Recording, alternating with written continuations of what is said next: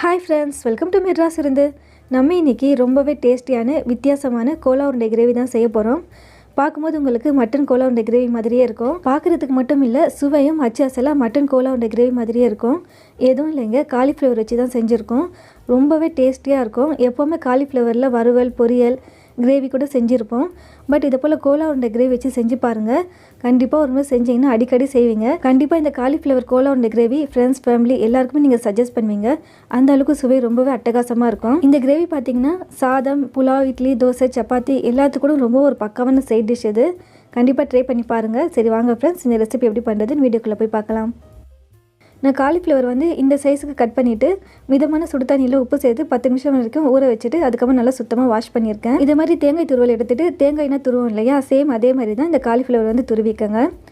Cauliflower ரொம்ப நேரம் தண்ணியில் வேக விட்டிங்கன்னா இது போல் துருக வராது. ஸோ மிதமான சுடு தண்ணியில் உப்பு சேர்த்து ஒரு 10 நிமிஷம் அளவுக்கு ஊற வச்சுட்டு நல்லா சுத்தமாக வாஷ் பண்ணிக்கோங்க. அவ்வளோதான், எல்லா காலிஃப்ளவரும் துருவியாச்சு. பார்க்கும்போது பாருங்கள் சீஸ்னால் துருவுனது இருக்கும் இல்லையா, சேம் அதே மாதிரியே இருக்குது. இப்போ இது ஒரு பவுலில் ட்ரான்ஸ்ஃபர் பண்ணிக்கலாம். இப்போ இது கூட ஒரு மீடியம் சைஸ் வெங்காயம் பொடியாக நறுக்கி சேர்த்துக்கங்க. இது கூட கொத்தமல்லி இலைகள் பொடியாக நறுக்கி சேர்த்துக்கங்க. இது கூட 2 பச்சை மிளகாய் சின்ன சின்னதாக நறுக்கி சேர்த்துக்கங்க. வீட்டில் கொஞ்சம் குட்டி பசங்களாக இருக்காங்க அப்படின்னா பச்சை மிளகாய் அவாய்ட் பண்ணிக்கோங்க. இது கூட 1 ஸ்பூன் அளவுக்கு காஷ்மீரி மிளகாய் பொடி சேர்க்குறேன். இதே நீங்கள் நார்மலாக வீட்டில் பயன்படுத்துகிற மிளகாய் பொடியாக இருந்தால் 1/2 ஸ்பூன் மட்டும் சேர்த்துக்கங்க. 1/4 ஸ்பூன் அளவுக்கு மஞ்சள் பொடி, 1/2 ஸ்பூன் அளவுக்கு கரம் மசாலா பொடி சேர்த்துருக்கேன். 1/2 ஸ்பூன் அளவுக்கு இஞ்சி பூண்டு விழுது சேர்த்துக்கங்க. இது கூட 2 டேபிள் ஸ்பூன் அளவுக்கு கடலை மாவு சேர்த்துக்கங்க. கடலை மாவு இல்லைன்னா அதுக்கு பதில் அரிசி மாவு, மைதா மாவு, அப்படி இல்லைன்னா கார்ன்ஃப்ளவர் மாவு கூட ஆட் பண்ணிக்கலாம். எதுக்காக மாவு 2 டேபிள் ஸ்பூன் அளவுக்கு சேர்க்குறோம்னா அப்போ தான் கோலா உருண்டை எண்ணெயில் பொரிக்கும் போது பிரியாமல் வரும். தேவையான அளவுக்கு உப்பு சேர்த்துட்டு நல்லா மிக்ஸ் பண்ணி விட்டுக்கோங்க. இதில் தண்ணி எதுவும் சேர்க்கக்கூடாது. ஏன்னா காலிஃப்ளவரில் ஈரப்பதம் இருக்கும். அதுவே போதுமான அளவாக இருக்கும். ஸோ தண்ணி எதுவும் ஆட் பண்ணாதீங்க. இப்போ இதே மாதிரி தான் நல்லா ஒரே ஈவனாக மிக்ஸ் பண்ணி விட்டுக்கோங்க. பாருங்கள், ஒரே ஈவனாக மிக்ஸ் பண்ணியாச்சு. உங்களுக்கு கோலா உருண்டை சைஸ் எந்த அளவுக்கு தேவையோ அந்த அளவுக்கு உருண்டை பிடிச்சிக்கோங்க. நான் இந்த உருண்டை மீடியம் சைஸில் பிடிச்சிக்கிறேன். இப்போ பாருங்கள், இந்த அளவுக்கு தான் உருண்டை பிடிக்கணும். இப்போ எல்லாத்தையும் உருண்டை பிடிச்சாச்சு. இது எல்லாமே நம்ம ஃப்ரை பண்ணி எடுத்துக்கலாம். எண்ணெய் நல்லா சூடானதுக்கு அப்புறமா ஸ்டவ் லோ ஃப்ளேம் வச்சு ஃப்ரை பண்ணுங்கள். லோ ஃப்ளேம் வச்சு ஃப்ரை பண்ணால் தான் உள்ள வரைக்கும் நல்லா வேகும். மீடியம் ஃப்ளேம், ஹை ஃப்ளேம் வச்சு ஃப்ரை பண்ணிங்கன்னா மேலே சீக்கிரமாக கோல்டன் ப்ரௌன் கலர் வந்துடும், உள்ளே வேகாமல் ஆகிடும். ஸோ கண்டிப்பாக லோ ஃப்ளேம் வச்சு ஃப்ரை பண்ணுங்கள். நம்ம இந்த கோலா உருண்டையில் தண்ணி எதுவும் ஆட் பண்ணலை. அதனால் லோ ஃப்ளேம் வச்சு ஃப்ரை பண்ணும்போது எண்ணெய் எதுவும் குடிக்காது. ஸோ பயப்படாமல் நீங்கள் லோ ஃப்ளேம் வச்சு ஃப்ரை பண்ணுங்கள். பாருங்கள், நல்லா கோல்டன் ப்ரௌன் கலரில் ஃப்ரை ஆகிடுச்சு. இப்போ ஒன்று ஒன்று எடுத்துடலாம். இப்போ இதே மாதிரி தான் செகண்ட் பேஜும் ஃப்ரை பண்ணி எடுத்துக்கலாம். ஒன்றுக்கு ஒன்று ஒட்டாமல் லைட்டாக கேப் விட்டு ஒன்று ஒன்றா வைங்க. இப்போ பாருங்கள், இதுவும் நல்லா கோல்டன் ப்ரௌன் கலரில் ஃப்ரை ஆகிடுச்சு. இப்போ இதுவும் எல்லாமே ஒன்று ஒன்றா எடுத்துடலாம். பார்க்கும்போதே பாருங்கள் மட்டன் கோலா உருண்டை மாதிரியே இருக்குது.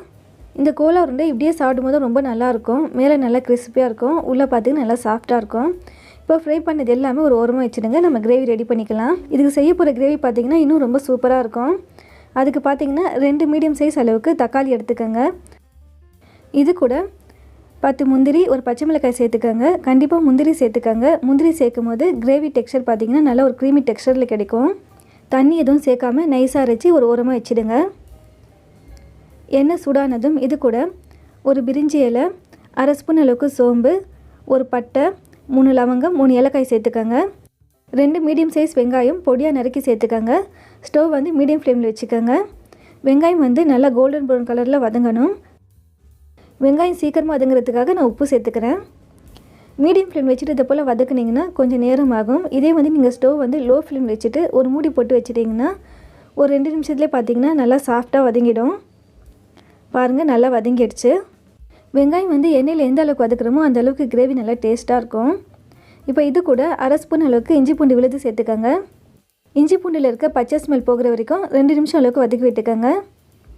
இப்போ பாருங்கள், இஞ்சி பூண்டு நல்லா வதங்கிடுச்சு. இப்போ இது கூட ஃபைனாக அரைச்சி வச்சுருக்க தக்காளி, அந்த பச்சை மிளகாய், முந்திரி சேர்த்து அரைச்சிருக்கோம். அந்த கலவையை ஆட் பண்ணிக்கோங்க. ஸ்டவ் இப்போ லோ ஃப்ளேமில் தான் இருக்குது. இப்போ இந்த மசாலாவை நல்லா மிக்ஸ் பண்ணி விட்டுக்கோங்க. இப்போ இது கூட 1/2 ஸ்பூன் அளவுக்கு கலந்த மிளகாய் பொடி சேர்க்குறேன். நான் கலந்த மிளகாய் பொடி சேர்க்குறதுனால தனியா சேர்க்கலை. சப்போஸ் நீங்கள் தனி மிளகாய் பொடி சேர்க்குறதா இருந்தால் 1 ஸ்பூன் மிளகாய்க்கு 1/2 ஸ்பூன் அளவுக்கு தனியா பொடி சேர்த்துக்கோங்க. இது கூட 1/4 ஸ்பூன் அளவுக்கு மஞ்சள் பொடி சேர்க்குறேன். 1/2 ஸ்பூன் அளவுக்கு கரம் மசாலா பொடி சேர்த்துக்கோங்க. இப்போ இந்த மசாலாவும் ஒரே ஈவனாக மிக்ஸ் பண்ணி விட்டுக்கோங்க. ஸ்டவ் இப்போது லோ ஃப்ளேமில் தான் இருக்குது. இப்போ பாருங்கள், நல்லா கலந்து விட்டாச்சு. இப்போ இது கூட 1/2 கப் அளவுக்கு திக்கான தேங்காய் பால் சேர்த்துக்கோங்க. அதாவது வந்து ஒரு 2-3 அளவுக்கு சில் தேங்காய் இருக்கும். தேங்காய் பால் சேர்க்குறதுனால பார்த்திங்கன்னா கிரேவி ரொம்ப டேஸ்ட்டாகவும் இருக்கும், நல்லா மணமாகவும் இருக்கும். தேங்காய் பாலும் முந்திரியும் பார்த்திங்கன்னா கிரேவிக்கு நல்ல ஒரு டெக்ஸ்சர் கொடுக்கும். இப்போ நல்லா இது மிக்ஸ் பண்ணி விட்டுக்கோங்க. ஸ்டவ் மீடியம் ஃப்ளேமில் வச்சுட்டு ஒரு மூடி போட்டு வச்சுடுங்க. 2 நிமிஷம் அளவுக்கு நல்லா வதங்கினா போதும். எண்ணெய் ஃபுல்லாக நல்லா திரிஞ்சு வந்துட்டு மசாலாவுடைய பச்சை ஸ்மெல்லும் போயிடும். இப்போ பாருங்கள், 2 நிமிஷம் ஆகிடுச்சு. மசாலாலாம் நல்லா திக்காக வதங்கிடுச்சு பாருங்கள். எண்ணெயும் தனியாக திரிஞ்சு வந்திருக்கு. மசாலா இருந்தால் அந்த பச்சை ஸ்மெல்லும் போயிடுச்சு.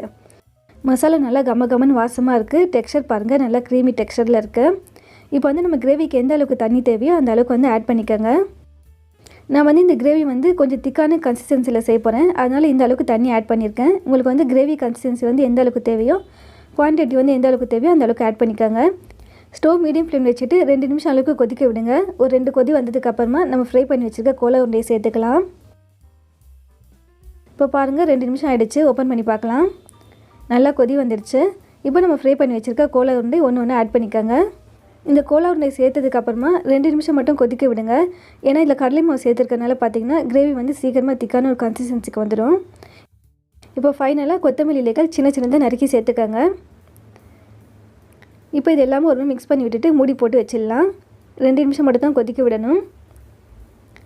இப்போ பாருங்கள், 2 நிமிஷம் ஆகிடுச்சு. ஓப்பன் பண்ணி பார்க்கலாம். பார்க்கும்போது உங்களுக்கே தெரியும், எண்ணெய் பாருங்கள் நல்லா திரிஞ்சு வந்திருக்கு. கிரேவி நல்லா திக்காகிடுச்சு. நம்ம சேர்த்துருந்த அந்த கோலா உருண்டை பாருங்கள் நல்லா சாஃப்டாக வந்துடுச்சு. சுவையான காலிஃப்ளவர் கோலா உருண்டை கிரேவி சூப்பராக ரெடி ஆகிடுச்சு பாருங்கள்.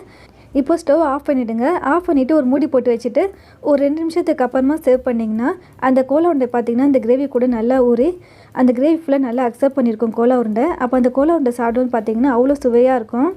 பார்க்கும்போது உங்களுக்கே தெரியும், அந்த கோலா உருண்டை பாருங்கள் நல்லா கிரேவி ஃபுல்லாக அக்செப்ட் பண்ணியிருக்கு. சுவையான சாதம், புலாவ், இட்லி, சப்பாத்தி, தோசை எல்லாத்துக்கூடும் காம்பினேஷன் ரொம்பவே பக்காவாக இருக்கும். கண்டிப்பாக ஒரு முறை செஞ்சிங்கன்னா அடிக்கடி செஞ்சு சாப்பிடுவீங்க. குட்டீஸ்லேருந்து பெரியவங்க வரைக்குமே வேணும்னு கேட்டு வாங்கி சாப்பிடுவாங்க. ஒரு பருக்க சாதம் கூட மிஞ்சாது, அந்த அளவுக்கு ரொம்பவே சுவையாக இருக்கும். கண்டிப்பாக வந்து மட்டன் கோலா உருண்டைன்னா நம்ம சாப்பிட்டுருப்போம் இல்லையா, சேம் அதே மாதிரி சுவையிலையும் பார்க்குறதுக்கு அதே மாதிரி டெக்ஸ்சரில் தான் இருக்கும். இந்த ரெசிபியில் ஏதாவது டவுட்ஸ் இருந்தாலும் கமெண்ட்ஸில் கேளுங்க ஃப்ரெண்ட்ஸ். பார்க்கும்போது ரொம்ப டெம்டிங்காக இருக்குது இல்லையா, சாப்பிட்ணும் போல் தோணும். கண்டிப்பாக நீங்களும் செஞ்சு சாப்பிட்டு பாருங்கள், ரொம்பவே சுவையாக இருக்கும். உங்களுக்கு இந்த ரெசிபி பிடிச்சிருக்கோன்னு நம்புகிறேன். அப்படி பிடிச்சிருந்துச்சின்னா கண்டிப்பாக வீட்டில் ஒருமே ட்ரை பண்ணி பாருங்கள். ட்ரை பண்ணி பார்த்துட்டு எப்படி இருக்குன்னு நீங்கள் கூட கமெண்ட்டில் ஷேர் பண்ணிக்கோங்க. ஃப்ரெண்ட்ஸ், ஃபேமிலி, ரிலேட்டிவ்ஸ் வேறு யாருக்காவது இந்த ரெசிபி தேவைப்பட்டாலும் இந்த வீடியோ ஷேர் பண்ணிவிடுங்க. மறக்காமல் நம்ம மெட்ராஸ் விருந்து சேனலுக்கும் சப்ஸ்கிரைப் பண்ணிக்கோங்க. தேங்க்யூ.